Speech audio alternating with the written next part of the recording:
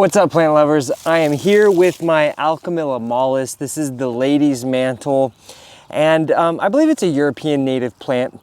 And we're here in Westchester, Pennsylvania, Zone 6B at the beginning of, well, about a month into spring. You can see everything else is kind of just like starting to slowly wake up while our Alchemilla mollis is looking fantastic. It's one of the reasons why I love this plant.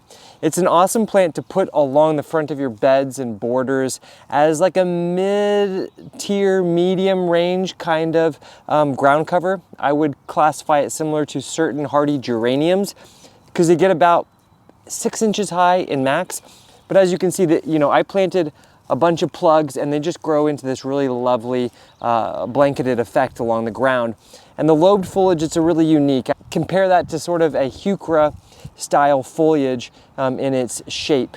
And it really is a great ground cover plant to plant with woody shrubs. I have it with some macrophylla hydrangeas behind it, and it creates a nice, lovely scene in front of those hydrangeas, which are definitely more showy. These ones aren't super showy, but they do have a really nice function, and they do produce lovely blooms pretty early in the season as well. So here you can see our lady's mantle has begun blooming. The flowers are not super showy, but they do provide a little bit of a brightness and a little bit of interest, and that is a-okay in my book. It really is about that scalloped foliage. It's looking so beautiful now that we're well into springtime. It really is a great medium range ground cover, getting, it absolutely smothers the ground, not having to deal with weeds in these areas. And I have noticed that plants that are getting a little bit more moisture than others, these ones don't get as much moisture. They don't grow as big or as leggy. Some of the plants that I have in my other section that are getting more moisture because they are on a timer, a drip timer every 4 or 5 days, they are a little bit leggier and they can't quite hold themselves upright as nicely as these plants.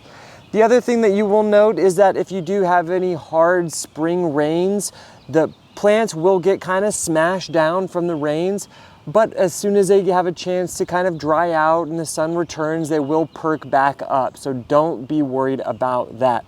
It's a really robust ground cover.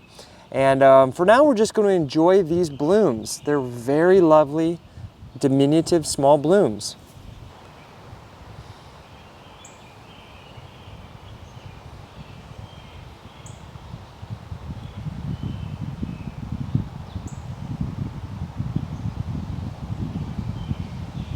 So as I was mentioning, I'm not in love with how they look over here. So I'm gonna take some, dig some up, and I thought it would be a great chance to show you how to divide them as well. And while I'm here working with them, I should note they have a really lovely fragrance. It's almost like a spirea, sort of floral, pretty sweet.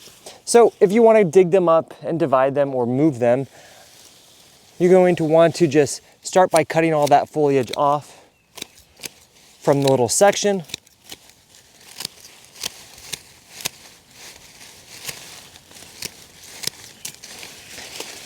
And generally you could probably wait to do this after they finish flowering, but it doesn't really matter. Do it when you have time. Then we'll just dig around it till it pops out.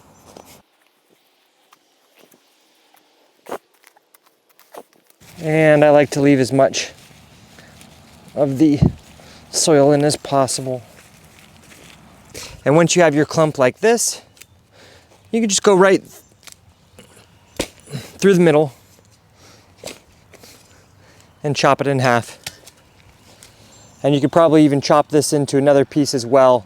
But all that you want to make sure is that there is top growth and roots in every divided section that you create. And then find a blank area in your garden bed, and getting them planted is very simple.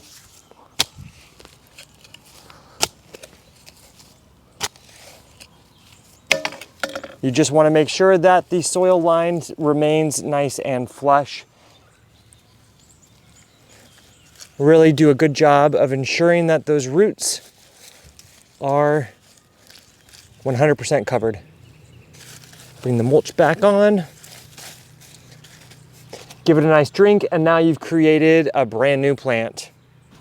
And if you are planting a couple next to one another, I would generally space them, I don't know, 12 to 15 inches apart from one another.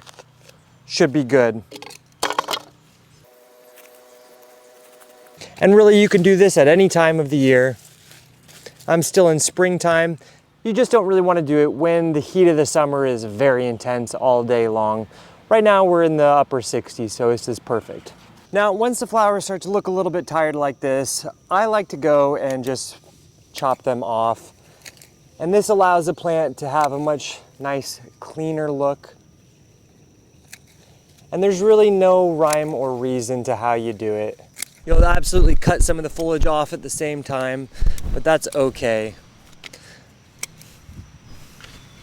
Like, I'll just take big clumps and just give a nice shearing back. And we are just getting started here in summertime. So this has had a really nice display thus far in the year.